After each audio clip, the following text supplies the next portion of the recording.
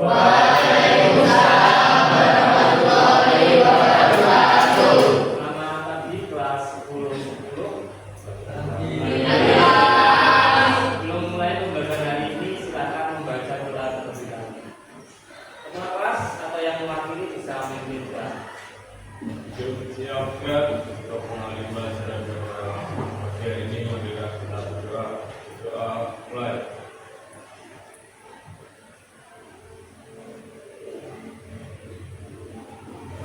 Doa saya. Terima kasih. Bagaimana kabarnya hari ini? Baik. Kita langsung dulu ya. Dulu mencek yang sudah hadir siapa? Abi Batika Putra, Agel, Alvin, Andika Dwi, Arna Restu, Sakit. Ada surat isinya? Akara, ya. Aulia Ramadhani, Aziza Anggun, Chelsea, Christina, Cindy Aulia. Pembelajaran hari ini kita belajar namanya KKA. KKA itu kepanjangannya coding dan kecerdasan artifisial. Kalau dulu sampai mengenali AI, kemarin-kemarin kamu mengenali AI, tapi kalau dalam pembelajaran ini namanya KKA, kecerdasan artifisial. Ya, tapi istilahnya hanya istilahnya saja berbeda. Secara tema juga sama. KA itu kecerdasan artifisial ya AI, yaitu ya. Tapi di sini nanti pembahasannya KA, ya, istilahnya KA berubah menjadi KA dalam pembelajaran. Ada tes diagnostik dulu yang harus saya kerjakan. Silahkan buka grupnya. Sudah saya set di grup untuk tes diagnostiknya. Silahkan buka grupnya, grup kerjakan. Kasih waktu 3 menit ya. Kerjakan itu tentang kecerdasan artifisial. 3 menit, silahkan kerjakan dulu di grup. Sudah ya. Kerjakan dulu. Saya tunggu 3 menit.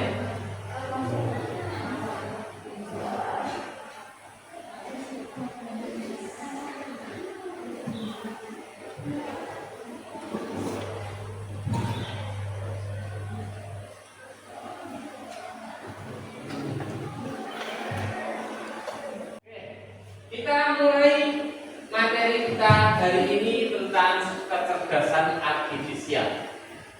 Jadi pelajaran baru ini, kecerdasan artifisial dalam bukunya namanya KKA, coding dan kecerdasan artifisial. Lanjut. Nah, pernahkah kamu menggunakan kecerdasan artifisial? Pernah? Pernah, Topik? Pernah? Pernah? Apa? Yang pernah kamu pakai?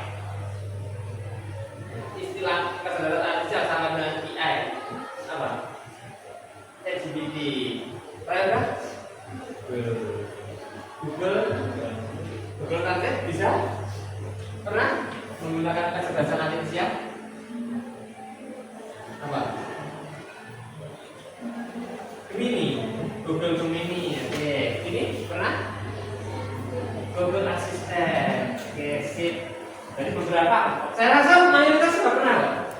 Mungkin kalau ada yang belum pernah 1-2, tapi menurut saya. Pertanyaannya, apa kecerdasan artifisial yang pernah kamu gunakan? Tadi sudah ada yang jawab, apa bang? ChatGPT, Google Translate, Gemini, Google Assistant, banyak ya. Dan ini jenisnya banyak. Mungkin ada beberapa yang pakai Meta ya, yang ada di WA yang bulat itu. Ada juga yang pakai apa? Seperti Dall-E. Mungkin ada yang pakai DeepSeek, ada yang pakai Terus macam-macam lah banyak jenisnya ini. Lanjut. Kita bahas tujuan pembelajaran kita hari ini. Tujuan pembelajaran kita ini adalah menjelaskan konsep dasar perangkat KA dan fungsinya. Perangkat KA dan fungsinya. Yang kedua, mengoperasikan perangkat atau aplikasi KA sederhana. Ini saya rasa di HP ini sampai semuanya mayoritas sudah ada. Kalau belum ada, kamu bisa install di Google Play. KA sederhana contohnya di Meta itu jadi kalau kamu punya WA berarti kamu sudah bisa. Kayak ini ya. Menganalisis dan penerapan AI KA di berbagai bidang. Jadi nanti kecerdasan artifisial itu di bidang pendidikan itu manfaatnya apa, terus dampaknya apa, di kehidupan sehari-hari manfaatnya apa dan dampaknya apa. Menunjukkan sikap kritis, kreatif dan bertanggung jawab dalam penggunaan KA. Ini penting ini. Bagaimana KA bisa menjadi cerdas? Bagaimana cara KA mengambil keputusan? Iya menurut saya. Kok bisa cerdas itu bagaimana? Iya? Kenapa kok bisa cerdas? Ya ini.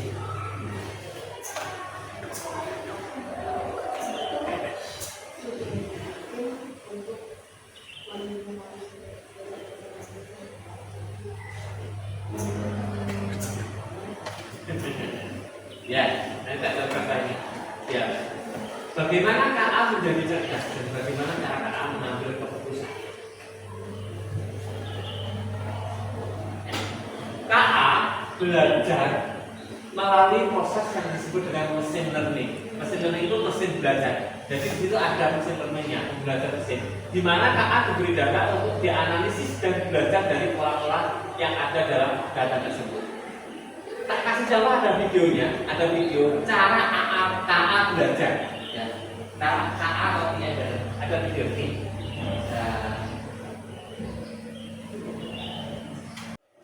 Ini yang sederhana logikanya saja seperti ini. Jadi ini adalah mesin untuk mengetahui apakah ini apa namanya ikan atau bukan. Jadi ini mesinnya. Jadi mesin learning itu sifat atau cara kerjanya seperti ini.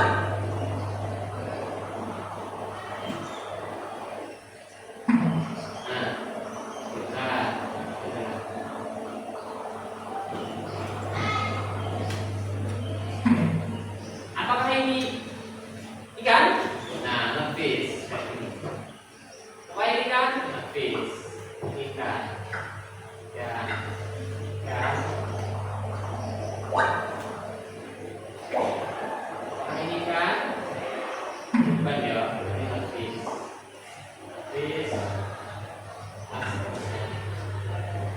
habis mesin learning itu seperti ini manualnya adalah ini manualnya seperti ini. Kalau kita buat manual, tapi kan sekarang mesin learning nggak semanual ini kan, semuanya sudah menggunakan kerjakan dan ini juga jadinya nggak semanual seperti yang saya lakukan kalau ini apa namanya ini kan ya seperti ini. Makanya terus akhirnya KA atau AI itu bisa mengenali ya karena dilatih seperti ini, ada latihannya, ada mesin yang belajar dari mereka,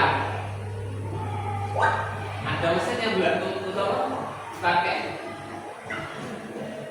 Dan ini ada bahayanya juga. Kalau mesin learning itu salah, ya salah. Misalkan ini tak salahkan, misalkan saya ambil yang ini ikan agak sebagai ikan. Ya nanti hasilnya katanya ya salah. Jadi AI itu ya gitu.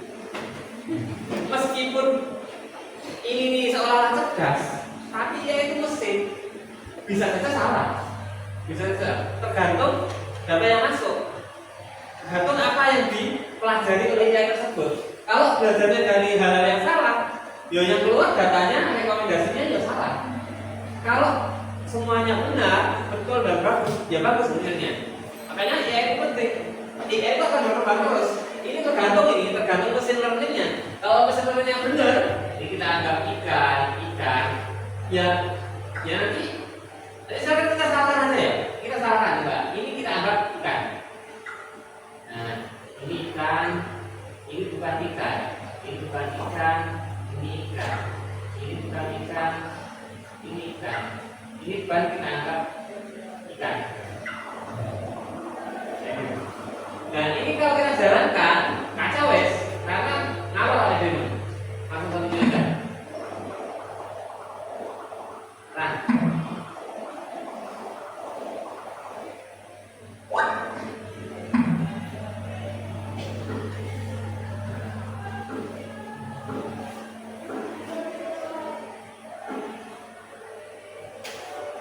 makanya semakin banyak semakin kesini, itu nanti akan semakin banyak datanya. Karena mesin learning itu belajar terus dari suatu hal yang baru, belajar terus. Lolos, benar ya. Nah, tapi karena kita belajar ini dia adalah ikan. Nah, kalau ikan lolos harusnya.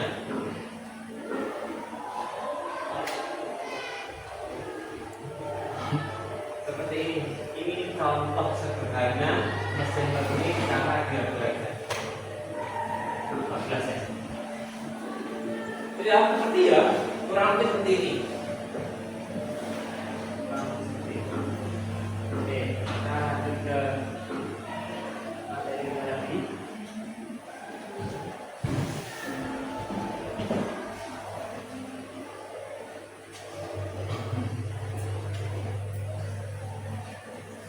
Diskusi. Sebelum masuk ke diskusi, saya akan video ya tentang yang jelas ini cerita, semoga bisa menginspirasi perkembangan perkapanan atau AI di dunia ini seperti apa. Ya, ada ini analisa seorang desainer. AI sepertinya akan menjadi buzzword yang cukup bertahan di awal 2025 karena baru aja 2025 AI udah menjadi topik yang hangat lagi. Dan topik hangat ini bukan cuma dunia AI tapi juga ke relasi antara dua negara adidaya yaitu adalah China dan Amerika. Yes, sebuah AI baru bernama DeepSeek itu lahir ke permukaan dan menggoncang dunia. Menggoncang ini bukan cuma menggoncang orang yang hobi pakai ChatGPT, tapi menggoncang relasi antara Amerika dengan China karena AI ini adalah buatan China dan ternyata jauh lebih efisien dan jauh lebih bagus kata beberapa orang daripada OpenAI atau ChatGPT-nya yang lagi digandang sama Amerika. Dan bahkan ya baru-baru ini masuk bikin video saham Nvidia turun karena adanya AI ini. Ini saya masalahnya sedikit ya. Mas Dara, buat ini tinggal maju saja. Kamu tahu nggak kalau di ChatGPT, di dan lain-lain itu bisa memanggil yang kemarin-kemarin. Contoh, kamu buat jadwal tiket ya hari ini, wes jadi ya. Terus beberapa hari lagi, akan lupa nih. Nah, kamu panggil lagi bisa. Tolong tampilkan jadwal tiket yang kemarin bisa. Pokoknya dengan satu akun yang sama. Ini seperti itu ya. Pas sudah dari kelompok kaca. Ini tampilkan kelompok yang selama kemarin. Nah,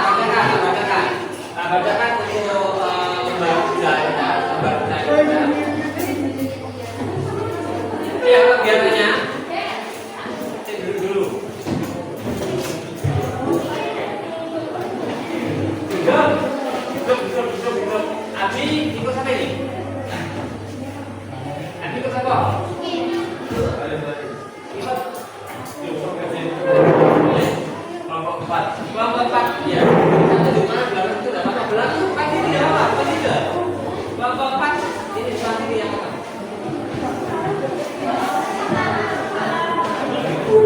Ya, kamu yang dua nggak ada ya? Ini sama ada.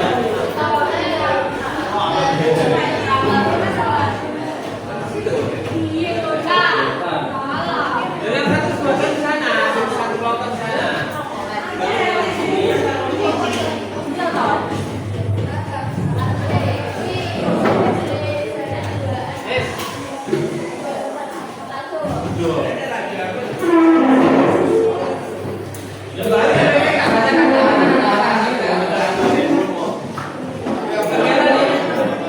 Pilih salah satu kata.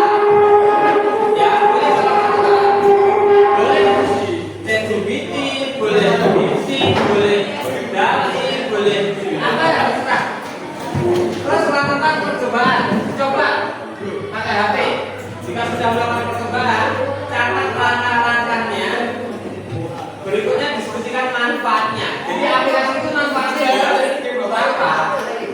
Manfaatnya untuk apa? Kalau misalkan kamu pakai ChatGPT, manfaatnya untuk apa? ChatGPT itu bisa untuk apa aja, kayak gitu. Terus identifikasi potensi risiko dan kekurangannya. Jadi kekurangannya dari yang sekarang coba itu apa? Apakah ini ternyata lemot? Apakah ini apa? Nah, itu nanti dijelaskan. Karena nanti harus dipresentasikan setelah itu. Ya. Terus tuliskan kesimpulan hasil kerja. Jadi nama aplikasi yang digunakan apa? Langkah-langkah kerja seperti apa? Manfaatnya untuk apa aja? Resiko atau kekurangannya? Terus kesimpulannya apa? Dan ada refleksinya. Tuliskan pendapatmu apa satu manfaat utama dan satu resiko utama penggunaan KA dalam kehidupan sehari-hari. Ini ya yang paling bawah. Ini semuanya harus terus nanti baliknya ya.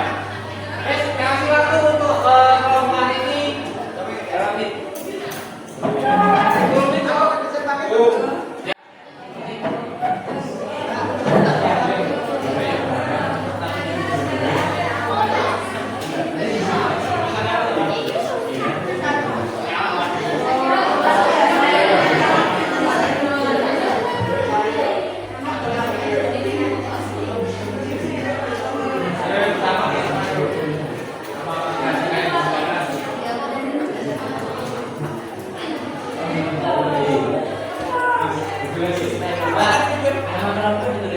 Ya, Bapak ditulis sebaliknya.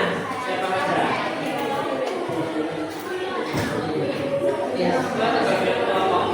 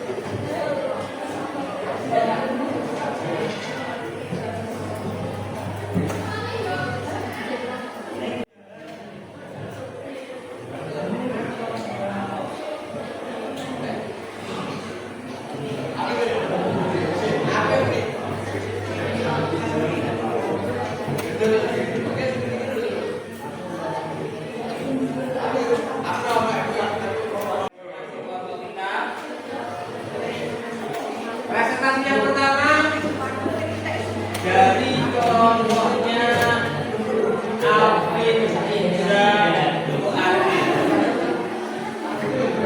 Siapa? Presentasi kedua kelompoknya Kristina Amela. Dan presentasi ketiga persiapan kelompoknya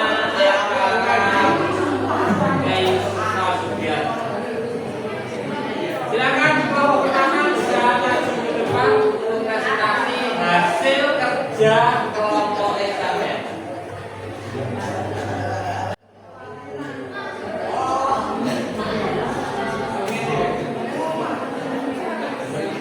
Ya, kita lagi.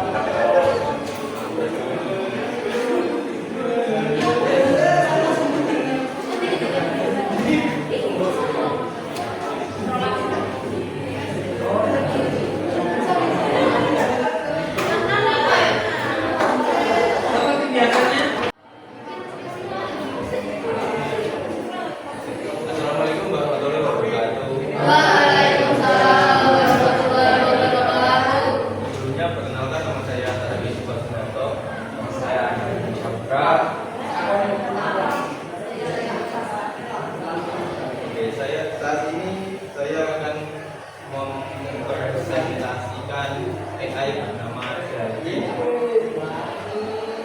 Jadi sebenarnya apa sih DALL-E itu?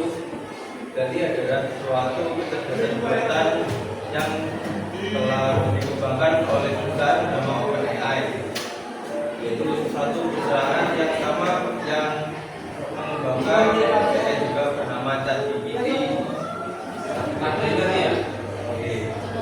Jadi DALL-E itu adalah AI yang dapat membuat gambar berdasarkan teks atau deskripsi yang diberikan oleh pengguna.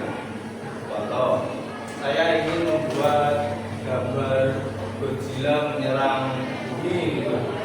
Itu AI tersebut dapat dengan cepat membuat gambar atau ilustrasi tersebut tanpa menunggu waktu yang lama. Jadi bagaimana sih cara kerja dari DALL-E itu? Pertama-tama DALL-E itu dilatih oleh para pengembangnya dengan jutaan data, teks, dan juga gambar. Setelah itu para pengguna dapat mengirimkan perintah atau teks sehingga AI tersebut dapat membuat gambar yang diinginkan oleh pengguna tersebut. Apa saja sih penggunaan dari DALL-E itu?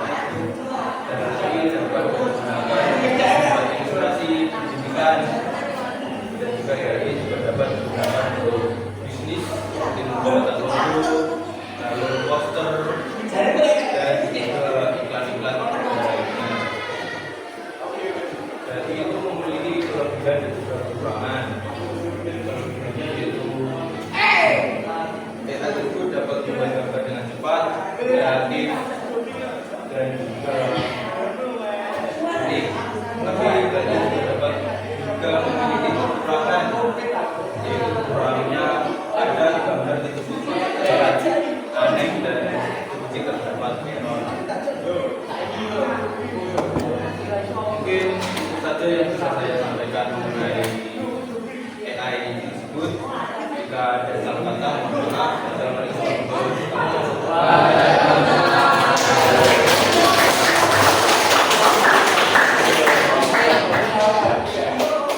Terima kasih kelompoknya anak-anak sudah presentasi tentang DALL-E ya.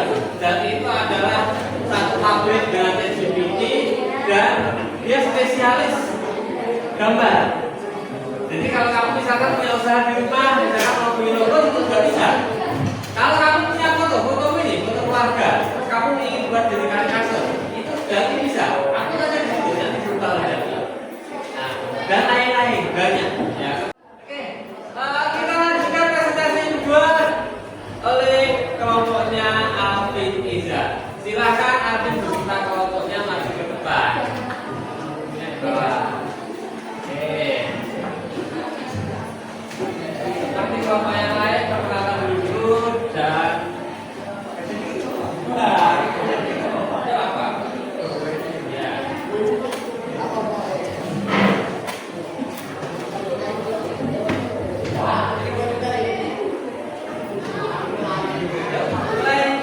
Teman-teman yang lain bisa menyimak yang sudah satu album. Halo bagi semuanya, dengan nama saya Alvin Iza. Dan saya Delia Dayani.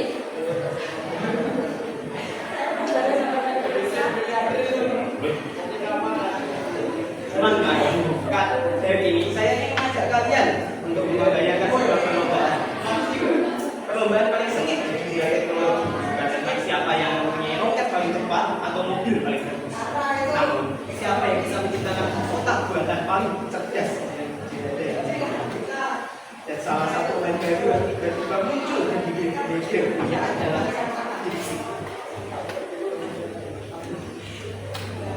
DeepSeek lahir di Tiongkok pada pertengahan tahun 2023. Awalnya orang mengira ini adalah startup kecil, namun dengan tahun dalam 2 tahun kemudian DeepSeek berani menantang 2 raksasa teknologi yang menguasai Silicon Valley seperti Google, dan OpenAI.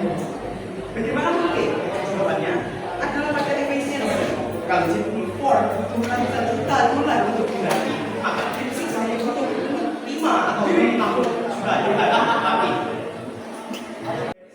teknologi ialah simbol bahwa dunia AI tidak hanya dikuasai oleh siapa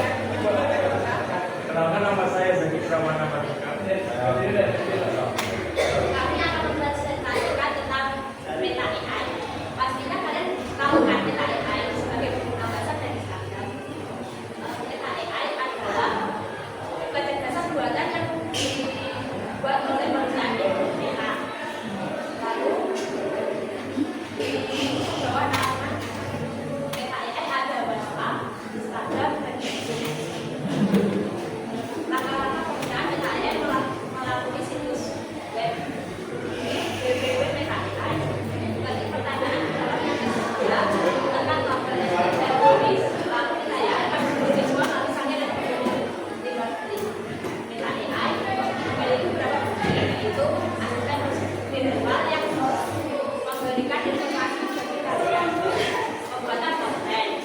Lalu meningkatkan komunikasi. Manfaat AI adalah untuk meningkatkan produktivitas dengan pembuatan pencarian pembuatan konten, peningkatan administrasi.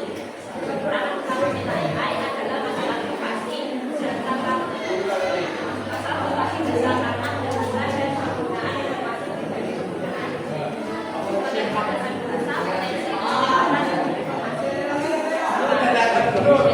Peningkatan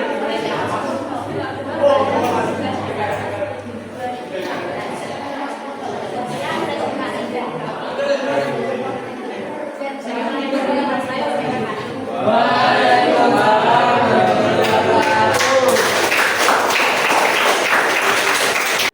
Presentasi sudah dilakukan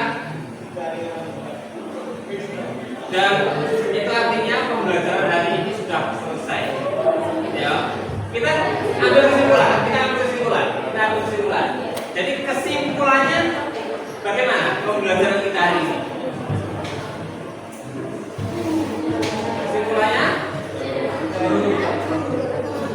Kesimpulannya kita tadi pembelajaran hari ini mengetahui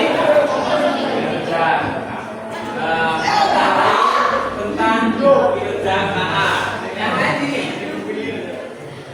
pembelajaran hari ini